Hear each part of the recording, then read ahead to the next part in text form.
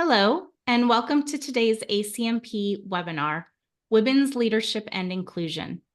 We are pleased to have you join us for this panel on International Women's Day. My name is Mandy Dean, ACMP Senior Manager of Events. Before we get started, I would like to share a few reminders and housekeeping notes with you. Registration for Global Connect 2024 is now open. This 3-day virtual program will take place on June 11th through 13th and will be packed with education and networking events for change practitioners of all levels. Register soon, as early rates end on March 22nd. Before we get started, just a few housekeeping items. All audio lines have been muted. Today's webinar will run until 1:00 p.m. Eastern Time. If you have any questions for our panelists during the presentation, please use the Q&A feature and they will be addressed as time allows. Use the chat function to connect with fellow attendees and add your own experiences in the comments. If you haven't already, please open up chat and tell us where you are joining us from. This webinar is being recorded and will be available in the ACMP resource library within about 48 hours after the presentation. Thank you again for joining our International Women's Day webinar on women's leadership and inclusion. I am pleased to turn it over to our moderator for today's session, ACMP CEO Deshini Newman. Thank you, Mandy. What a delight it is to be here with you all today, following on from the amazing time we all had in San Diego only a few days ago, learning, networking, and spending time together. I want to thank you on behalf of ACMP for joining us today. I know that there are lots of different events happening around the world, and we are just so delighted that you have given your time to come and spend your time with our female board leaders. The question we all ask is, why do we celebrate today? Why do we continue to celebrate International Women's Day? And the answer is simple: we are not there yet.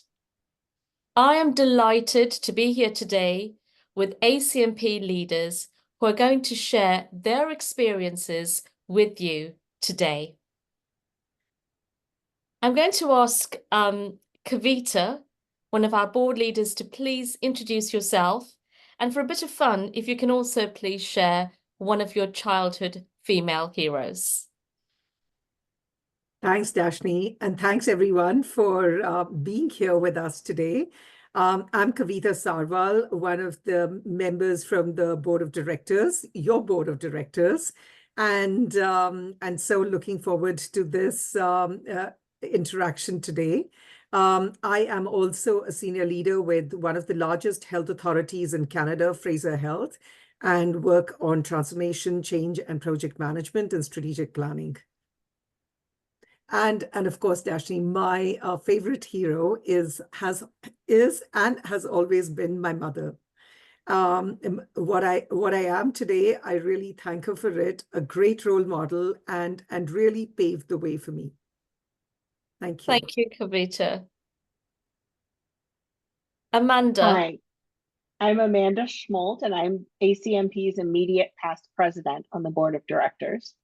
I work as Senior Director of Change and Transformation Enablement for Halo Branded Solutions. And my childhood hero was my grandmother. Just hearing her stories about World War II and what she did in that, and the way that she was a working woman in the workforce throughout her career was just inspirational to me and kind of forms who I am today. Wonderful. Thank you for sharing. Isolde? Hi, everyone. Great to be here with you all. My name is Isolde Kanikani. I'm the Vice President of the ACMP board currently. I'm also working at Platformation as the delivery lead for transformation and organizational change. I think my favorite one was stolen or borrowed, or however you like to put that. So I would say my two grandmothers were always my biggest heroes, the biggest role models. But if I choose something a little bit different just for fun, it would be Mulan. I always liked the fact that she was so strong, she had swords, and I even do some kung fu today. So the inspiration lives on. Fantastic. Thank you, Stefanie. Hi, good morning, good afternoon, everyone. And thank you so much for joining all of us here on International Women's Day. My name is Stefanie Sancho, and I am part of the ACMP Board of Directors. And I also chair the DEIB committee here at ACMP. And as part of my professional role, I lead change management, communications, and training within the global finance organization at one of the world's most large and diversified healthcare companies, Johnson & Johnson. And we are spearheading a major transformation of the finance organization. In terms of who is, one of my greatest heroes, female heroes in my lifetime, I have to kind of follow the trend because it's just so true. And that would be my grandmother. When I think of everything that I have kind of become in terms of my resilience, my strength, and definitely my faith. That was because of the example and the rearing that I gained from my grandmother and mother. So thank you. Thank you. Thank you. Can you please in the chat do share with us who your female heroes are? It'd be wonderful to learn more about who we have and your different experiences around the world. For myself, when I was listening to our panelists, I would say my grandmother as well. Absolutely a very strong woman who brought me up. But if I look back at books I read, it would have to be Pippi Longstocking or Pippi Longhorse for some of you around the world. And she was, just quite amazing, would try everything, was not afraid of anything on a horse. And definitely my hero. I do want to ask our panelists now to share their experiences, and please feel free while we're doing this to put down any questions you will have in the chat, as we will have an opportunity to discuss questions as well. So Karvita, if you can share with us, what does leadership and inclusion mean to you? Thanks, Deshini. That's a great question to start with. And I would begin this by saying that the International Women's Day is the most wonderful opportunity to celebrate the achievement of women worldwide and promote inclusivity across all our communities. Inclusivity to me is a key aspect of the celebration, as it ensures that the voices and experiences of all women are recognized and honored. Just as a quick background, I grew up in a convent, and Mother Teresa has been the other person I've always looked up to. And she always promoted inclusivity and the voice of everyone. Both equity and equitably were her two words. Inclusive leadership for me means that leaders commit to ensuring all team members are treated equitably, feel a sense of belonging and value, and have the resources and support they need to achieve their full potential. To me, inclusivity means considering diversity through actions. And that is why I was a very keen worker, even on our board, in diversity, inclusivity, and feeling of belongingness. And to me, inclusivity does not only mean words, it actually means demonstrable actions by embracing ethnicities, religions, ages, sexual orientations, abilities, and socioeconomic status. I live and believe in providing leadership that is strategic, collaborative, and relational. We as women are very multidimensional. The one added thing we bring to the table is empathy. And inclusive leadership is power within rather than power over. It's all about empowering others and embracing diversity. Sorry for taking such a long time, but I really wanted to get my message across. Not at all, not at all, Karvita. And you did get your message across. I mean, it's absolutely inspiring to hear you say that. Can I just ask, you talked about voices and, an experience of all women being heard. How do you think we can have the voices of women heard? It's, to me, the most important way is to include everyone. It's not like, I mean, one is better than the other. It is everybody comes from a different position, comes from a different angle, and hear and understand everyone, because everyone does not start in the same place, and making adjustments for fairness based on individual needs is the way to do it. Thank At you least so in my much. book. Thank you so much. I'd like to now move on and ask the other panelists as well to please share their experience on what does leadership and inclusion mean to you? This question and kind of Kavita's response took me back to one of the sessions last week at our conference in San Diego.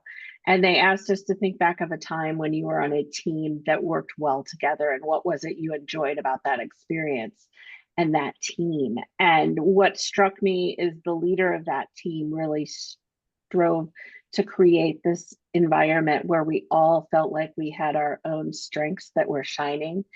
There was no competition among the team. There was no trying to one-up each other. There was no excluding each other. He really brought together that environment where we all felt included and we all felt like we had a place to belong and a place to shine. And to me, that's what leadership and inclusion means to me. Wonderful. Thank you so much. And I think it's really wonderful that you made that reference as well to last week, because there was so much of discussion around that, and a lot was shared. So thank you for highlighting that as well.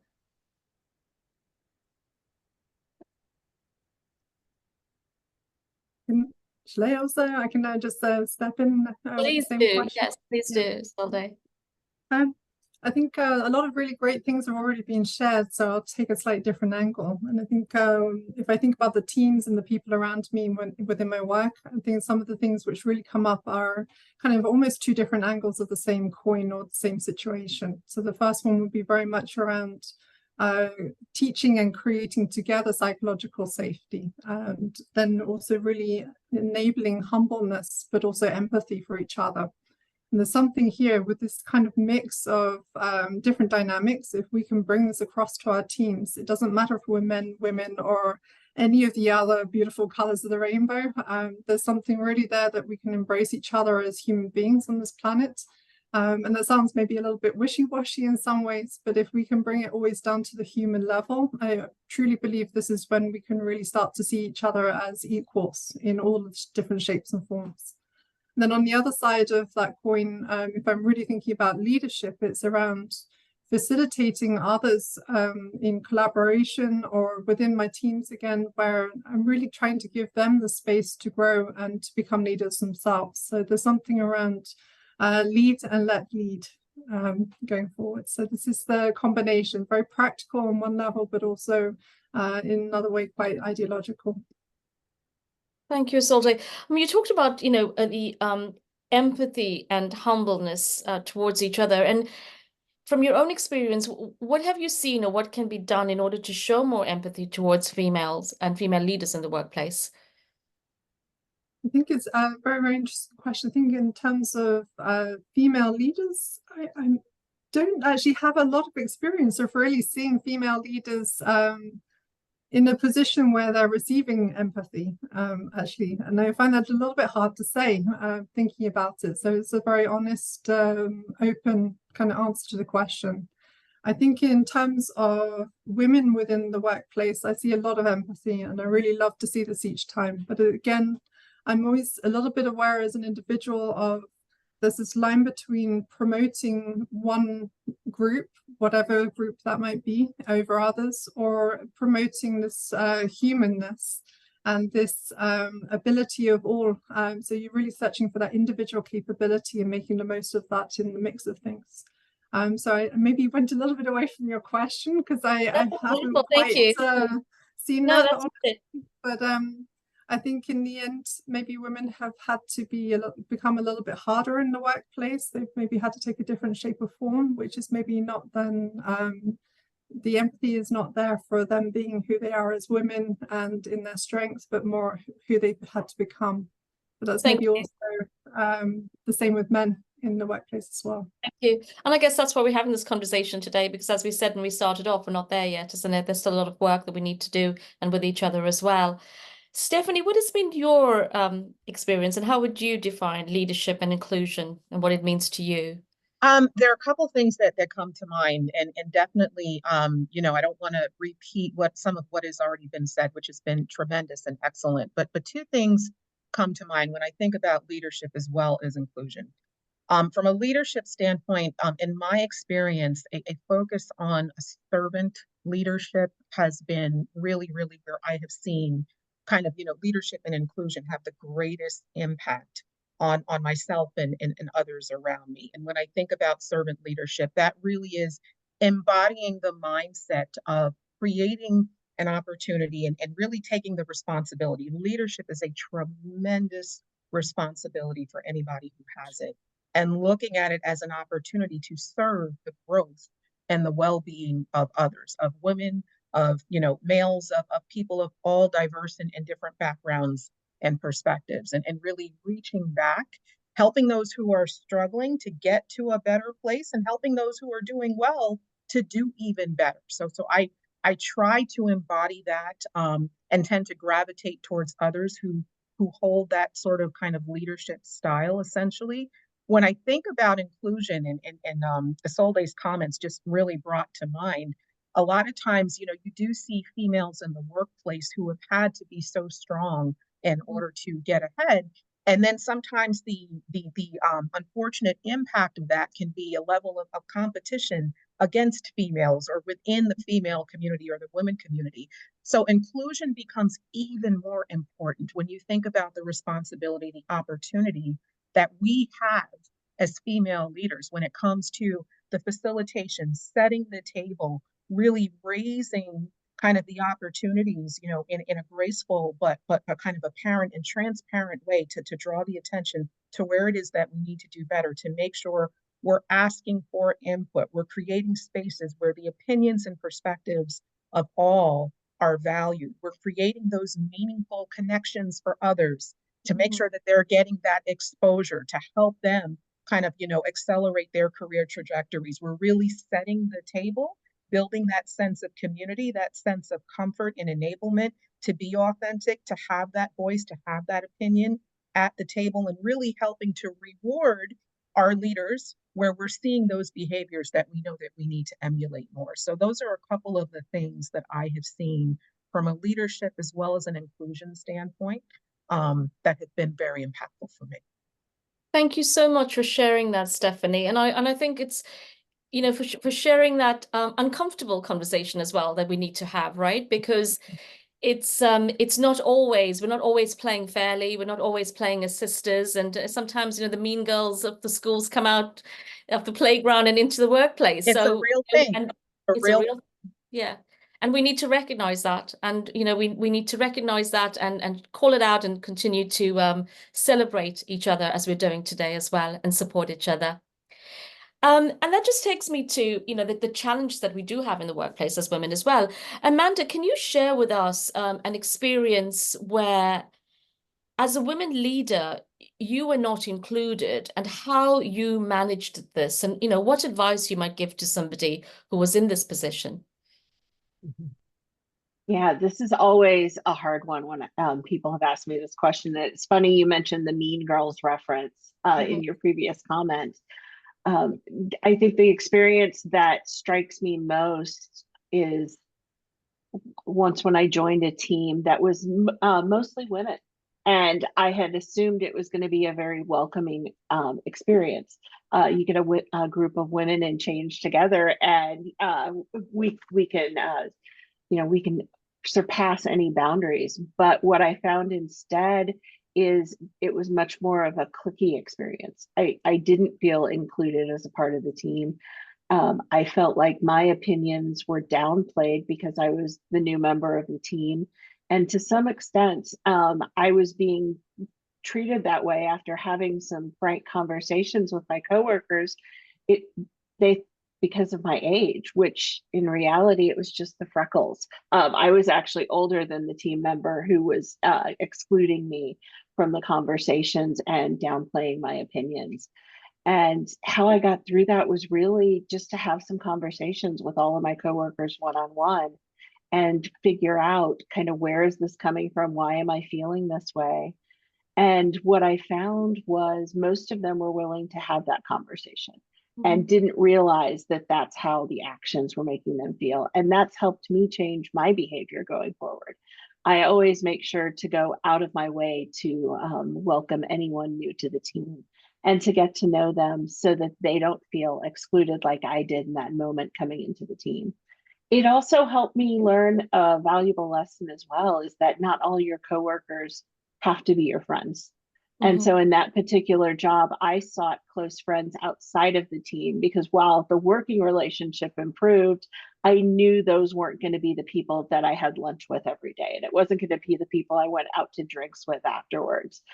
And we've got to make those experiences for ourselves as women leaders. We've got to look for the people that can be a part of our tribe, that can be our close confidants.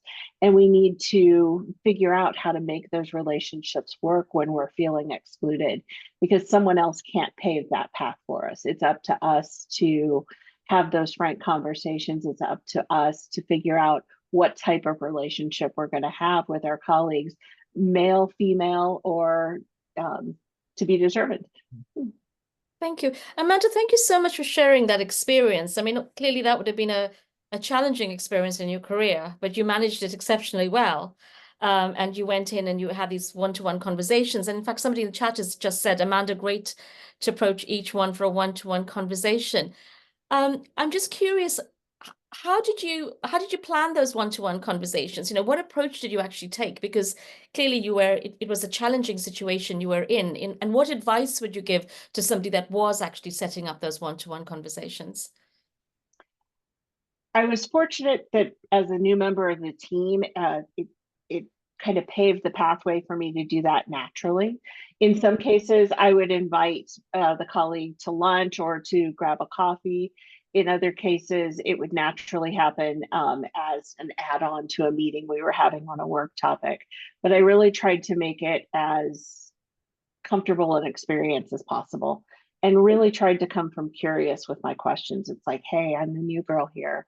I'm not feeling like a part of the team yet. What advice can you give to me from when you first joined the team? How can I, become a better part of this team going forward?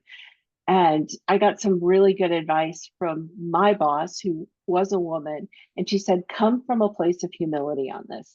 Don't challenge them, don't push forward. And it was really good advice, because when you ask for help, people are really willing to come in and help you. And that's a hard thing for us to do sometimes. We're out to prove ourselves as women leaders, and asking for help is not always the most natural posture. But in this case, that advice was very well placed and really helped me build those relationships to the level I wanted to see them. Wonderful. Thank you so much for sharing that, Amanda. I'm sure it's going to be helpful for many of us listening to you, if ever in that position as well. Karvita, can you share, have you had an experience where as a women leader, you were not included, and how you managed that?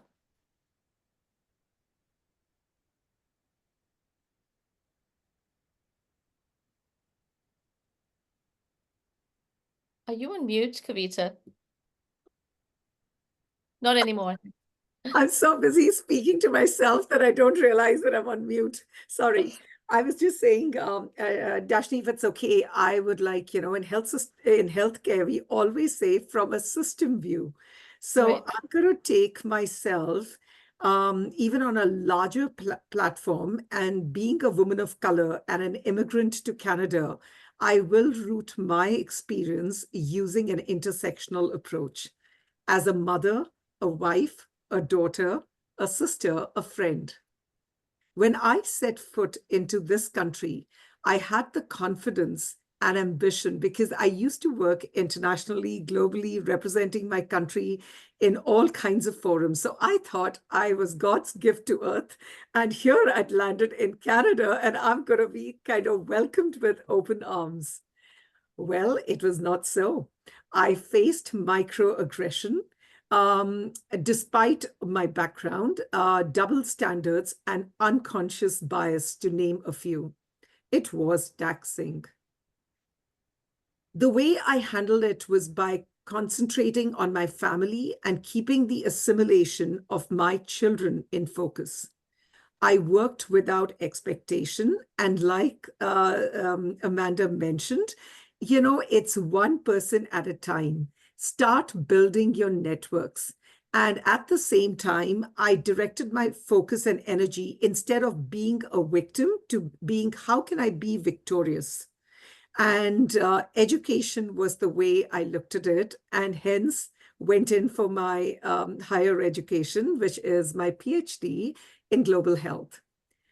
And armed now with all these listings of Canadian degrees, I actually turned the tide in my favor.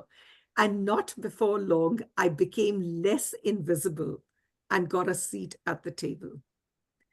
Over the course of my career, I would say I have learned how important, and that's my message to everyone listening to us today.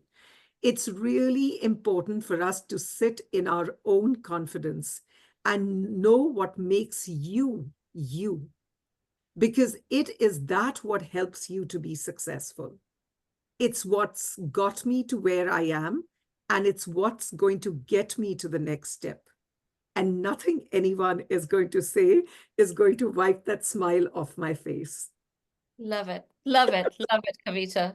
Thank you so much for sharing that. And I love the point that you made about education. So I myself am South African, and one of the things that resonates with me and I share with everybody whenever I can, and I'm going to share on this panel, is what Nelson Mandela said. And, he was very clear that education is the most powerful weapon which you can use to change the world. And, it's absolutely resonates in everything that we do every day as well. Absolutely. So I thank you so much for sharing that. And yes, it's wonderful to see you smiling and having found and kept your place in the room at the table. Stefanie, what about yourself? Do you have an example of? Yeah, I have a couple examples, and they kind of lend off of the themes that have already been so very nicely articulated by both Amanda as well as Karvita.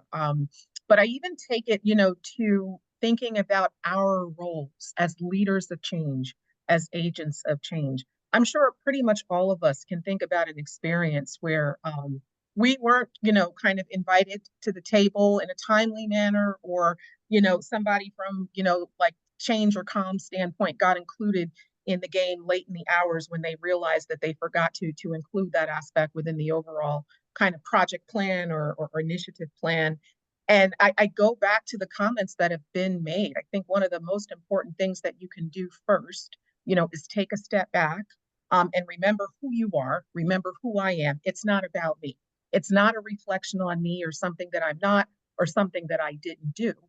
And the importance of really trying to assume positive intent. That really is more for my benefit than someone else. It's almost when you think about the concept of forgiveness, giving someone grace, and then really inviting them to a seat at the table to educate them. I will say 9 times out of 10, probably 9.9 times out of 10, when you invite someone to a seat at the table and have an open dialogue with them to educate them around why it's important for you to be at the table and helping them to understand the benefits of that for you, for the project, for others, et cetera, it's always met with open arms typically.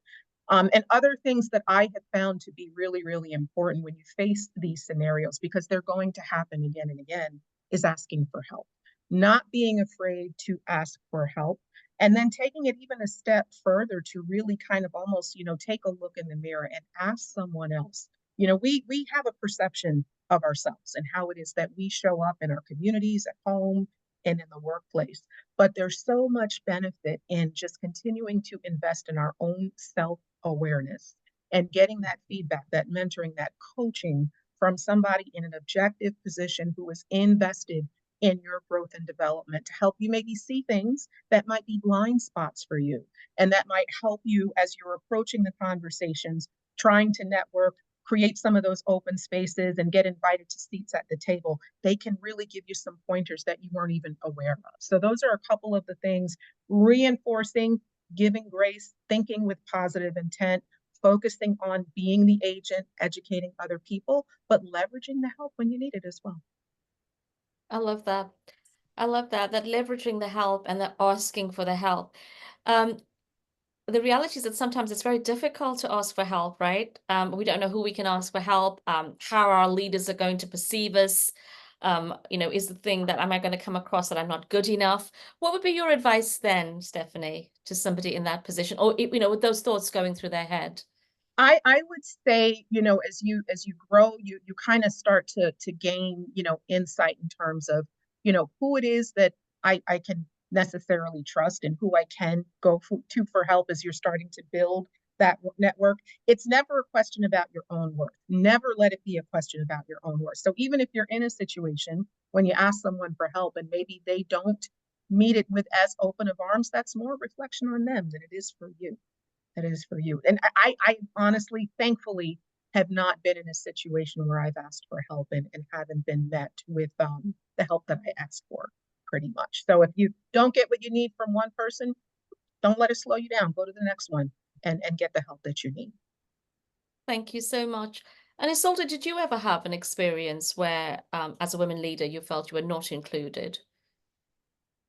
I think, well, when I first saw this question, I was really thinking quite a while ago. I joined a team, and I think this is maybe something that we come across more often in one shape or form. But I entered a group, or let's say a whole organization, where there was about 1 in 10, maybe even less women.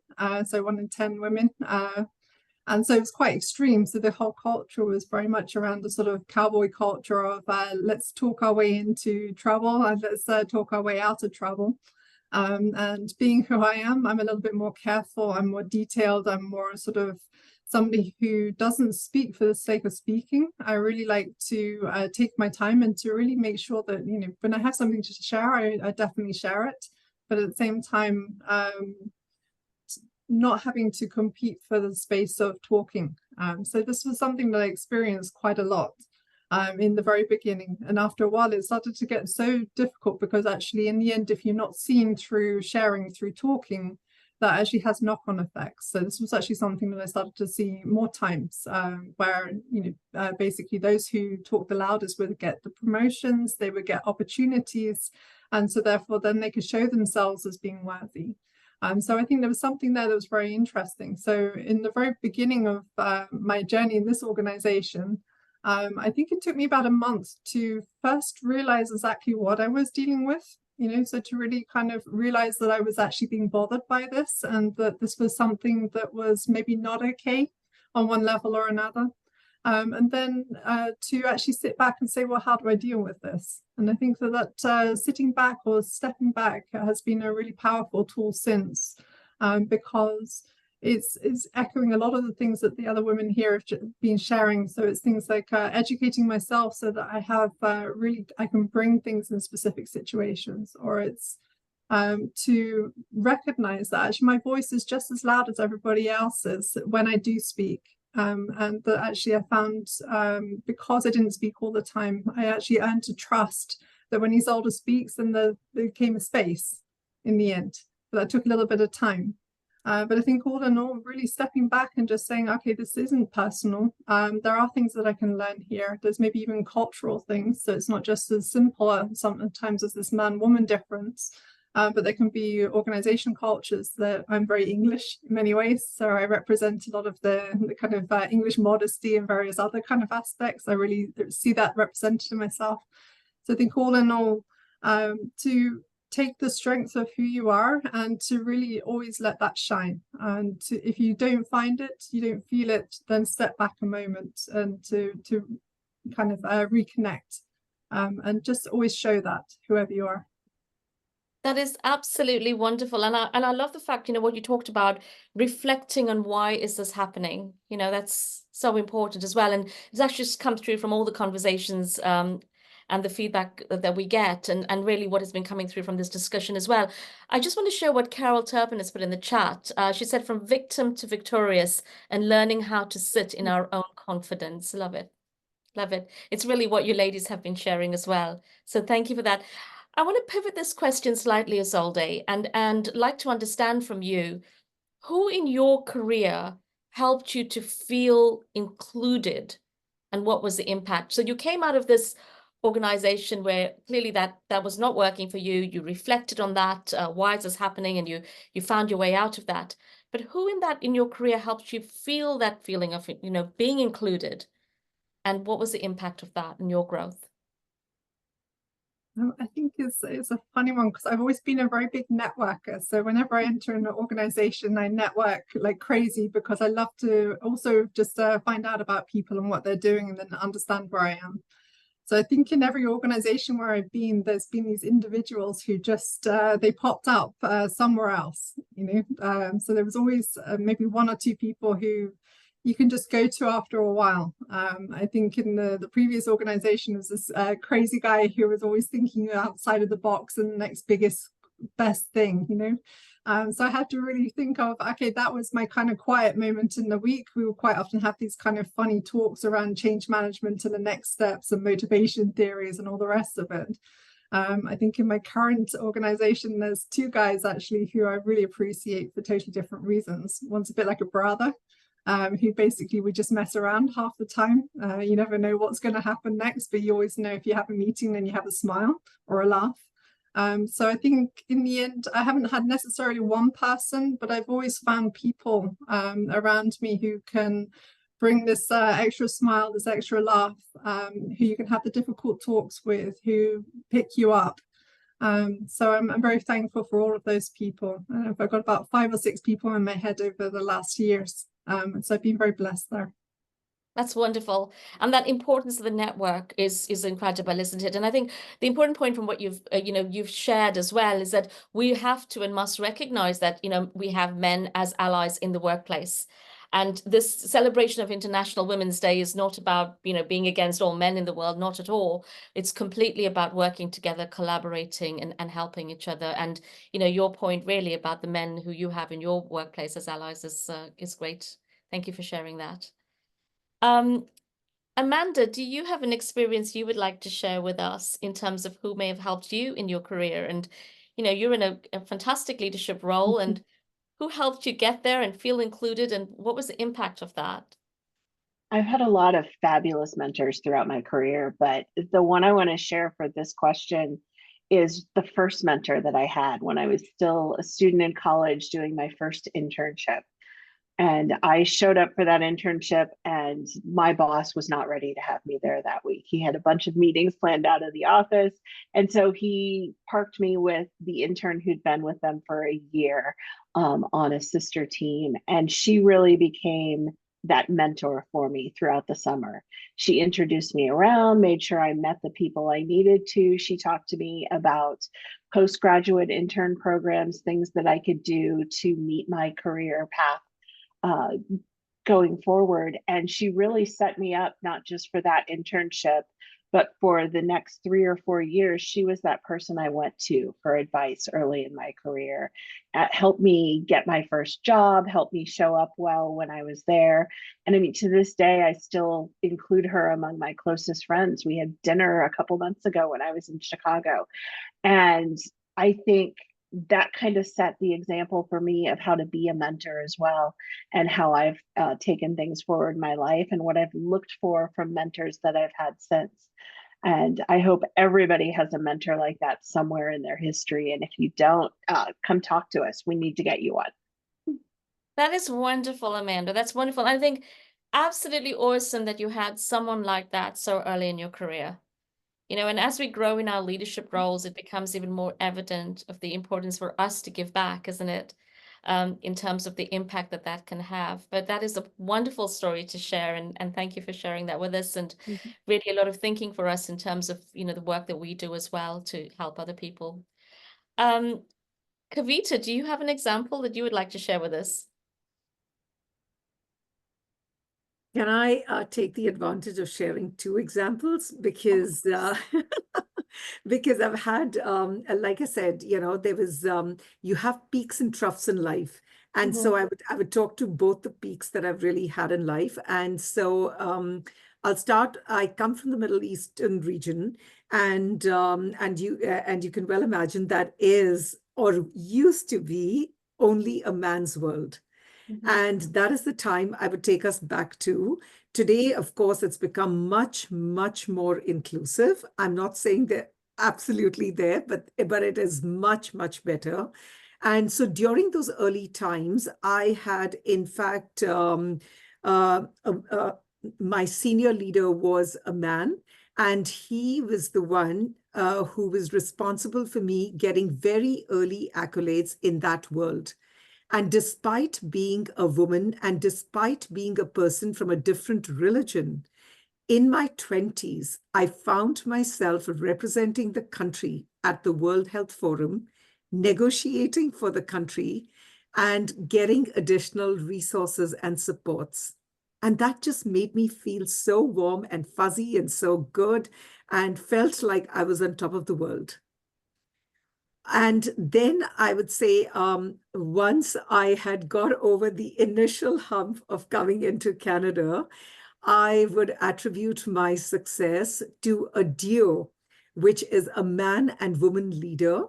And both of them believed in me and provided me an opportunity to actually shape Canada's National Cancer Control Plan. And that spoke volumes. And that's what I keep trying to now emulate, exactly to what Amanda said. What we receive is what we give. And I really try and mentor people, instill confidence in people, provide opportunities. Please go ahead. Do not overthink. Can I do it or can I not? Grab that opportunity and go with it. And really, I would like to actually mention the person in Canada who I really attribute my success to, and that is Dr. Simon Sutcliffe, and who really believed in me, empowered me, making me feel so valuable and able. And both my IQ and my EQ grew, elevating me to a new high where I felt very fulfilled and had a new respect for myself. Oh, Karvita, that's wonderful. I do hope Dr. Sutcliffe is on the call and has heard your words. If not, send the What an recording, because amazing it's person. beautiful. It's beautiful to hear, when we can share individuals, and I completely get that. I mean, having people believe in you is so important. I mean, for myself, I can share. Amanda Schmoldt was president when I was employed, and her belief and the belief of the board in me gave me such confidence, really, to be able to take on this role and continue the role. So thank you for that. But I completely get where you're coming from, and yes, absolutely, the heart, Yes. So yes, thank you for sharing that.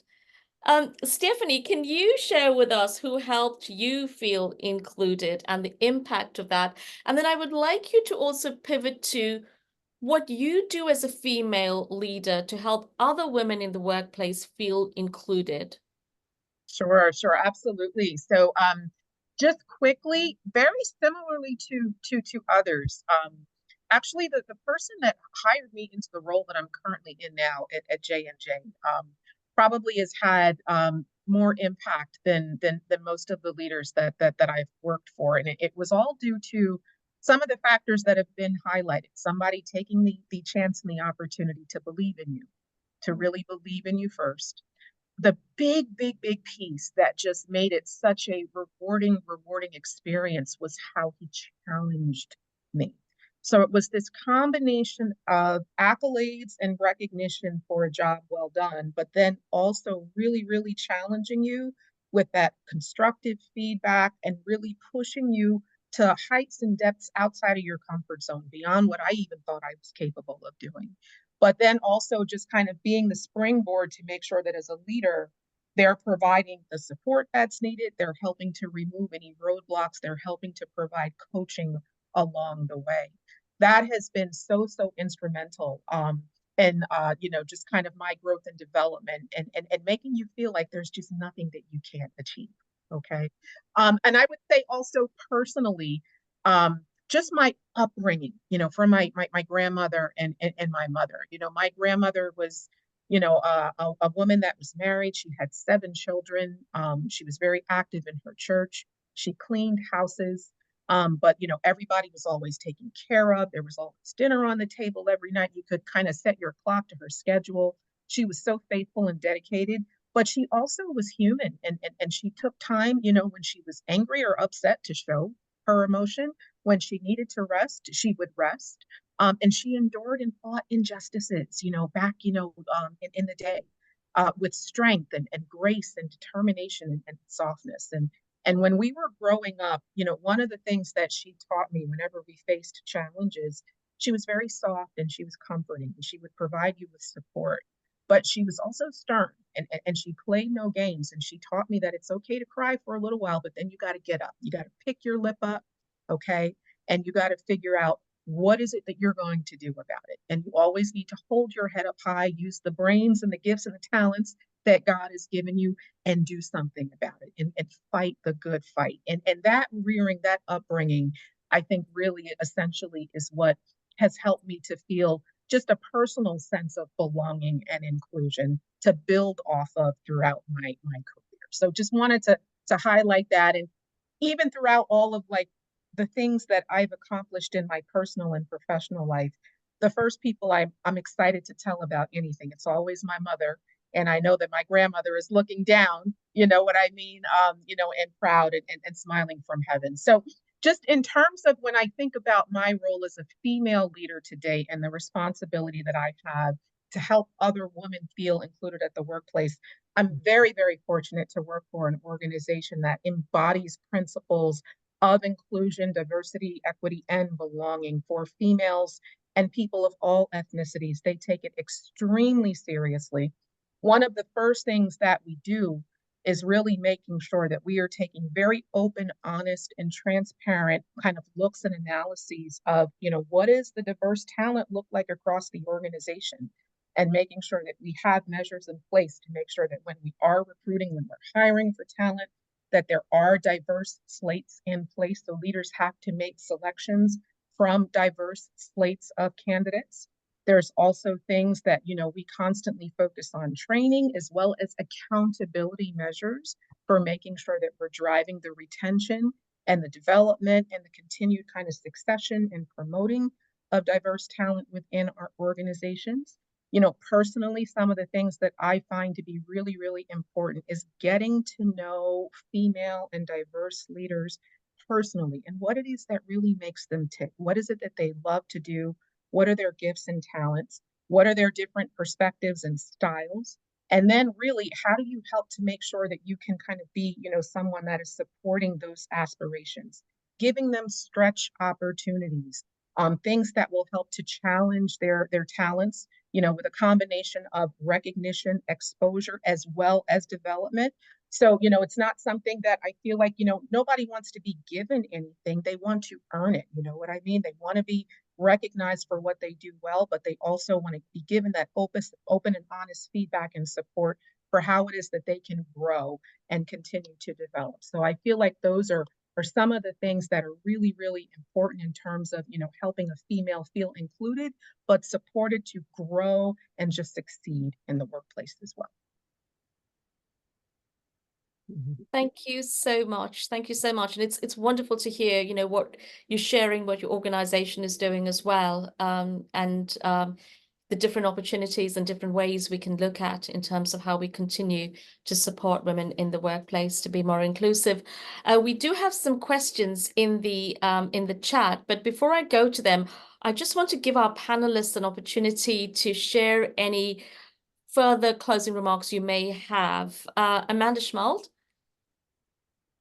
Thank you, Deshini.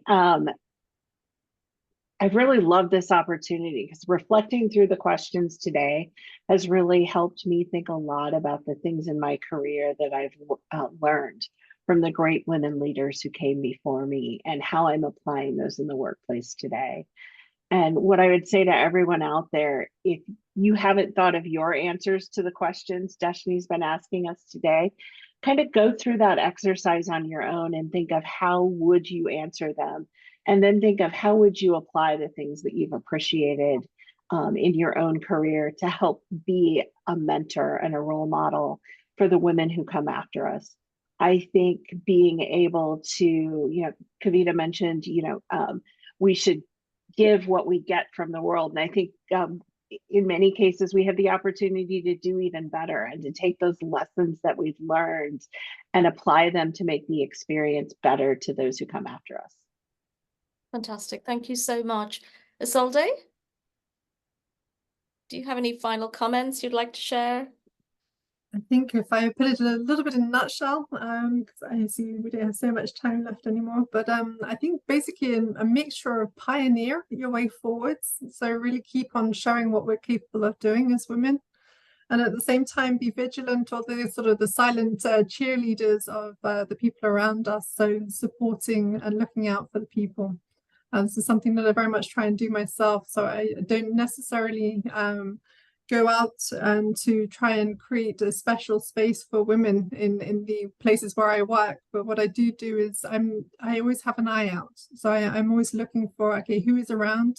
How are they doing? Are they really happy where they are? Are they fulfilled? Can we maybe do something more? And I think that's what I mean by the cheerleader and the vigilance. And at the same time, pioneering, so making space for more people to enter into the places where you're going to. So combination. Wonderful. Thank you so much, Isolde. Thank you. Karvita. Dashni, if it's okay, I would like to invite even the audience, who are here with us today. Please do use the chat function in telling us what would you do as a female leader to make women feel included. While we are talking, please do send us your messages and we would love to learn from you. And in the meantime, my final comments are always continue inviting women into the conversation. Celebrate each milestone, each accomplishment. No accomplishment is small. Celebration is the key. Support a work-life balance. As a mother, as a sister, as a friend, as a wife, I really feel that is so important. And embrace non-linear career paths and provide mentorship and training opportunities. And over to you, Stefanie. What do you say? The only thing that I could add to the conversation is just to reinforce that, this work, you do get tired at times, being the change agent all the time, trying to model and point the direction and the opportunities as it relates to inclusion, equity, and diversity for women and people of all different ethnicities and backgrounds and perspectives. Make sure you do what you need to do to put energy back into your own tank. You need to make sure that you take care of your own health, your own well-being, that you have your own network that is investing in you, that it's okay to take time off from time to time, okay, because we're human and we need that. But don't let up. Continue to fight the good fight, because the strongest and biggest responsibilities are given to the ones that are most capable, and so that's us. So we have to continue to be the change agents, but make sure that you have somebody taking care of you as well. I love it. I love this conversation. Thank you so much, ladies. There's in the chat, Karen Tiller has said, same letters with reframing from impossible to I'm possible. And in fact, one of my other heroes, Audrey Hepburn, actually said, nothing is impossible. The word itself says I'm possible. So yes, thank you, Karen, for bringing that up and reiterating it and just making us all aware again and just to, reframe and rethink about how we consider these words. There are a couple of questions in the chat and I think Amanda Schmoldt, you've answered one of them. Have you? Yes. So I hope that answers fine. Emily has a question and I'd be happy if anyone can take it in the time we have available. Emily says, do you see differences in how your change management counterparts who identify as male are included in projects earlier or at all? Can you talk about allyship and how you coach others to be more inclusive and lead by example? It's a lot in that question. And we've got about 6 minutes left before we will end the webinar. Does anybody want to take that, or maybe just share how you, include others more and lead by example? I can start. I think for me, especially in the industry that I'm in, it definitely goes back to the education piece. Because when you're thinking about an initiative or an opportunity, a lot of times when you really break it down, sometimes males tend to dominate different kind of roles or capabilities more as that relates to things like technology or finance, et cetera. And I'm not saying it's that way all the time, but that's why I feel like, at the beginning of an initiative from a change management perspective, it's important to educate people on how the change process works, why it is important to make sure that you are involving the right change practitioners earlier on in the initiatives. We understand our roles and responsibilities. So that way you're providing people with the information up front to know how it is you need to engage, how you need to be inclusive, of all, regardless of female or different perspectives. But I think it goes back to the education in terms of why it is important to be inclusive at all stages throughout the initiatives. Wonderful. Thank you so much. I just want to say this has been an incredible opportunity. It's been so wonderful to be together with these amazing women that are on our ACMP board. They continue to really just do awesome things for our industry. I'm so delighted that you have chosen to come here today to listen to them and for them sharing their experiences as well. We will definitely do more of this. I mean, there has been such an outpouring for this session. It surpassed all expectations. The comments are so positive. I can't read them all, but I do hope the panelists will have the opportunity and take the time to read them. I want to say to you all, thank you so much. Let's take a second to do a little heart all together. I wish you all the most amazing, amazing rest of the day. And let's continue to keep the conversation going. It doesn't stop today, and it doesn't have to happen only today. So go out there and be you. Thank you. Thank you. Thank you, everyone. Thanks, everyone. Thank you to everyone who participated in the Women's Leadership webinar today. And I especially want to thank our panelists for this wonderful conversation and presentation. Just a couple of reminders. Don't forget to join the webinar exchange community and ACMP Connect to continue the conversation. This recording will be available next week in the webinar section in ACMP's resource library located on the ACMP website. A post-event survey will be emailed to attendees. Please take a few moments to complete this, as your feedback helps us shape future webinars. And if you already have your CCMP, remember that by attending webinars, you can earn PDUs towards maintaining your CCMP. So be sure to record your hours. Thank you, everyone, and happy International Women's Day.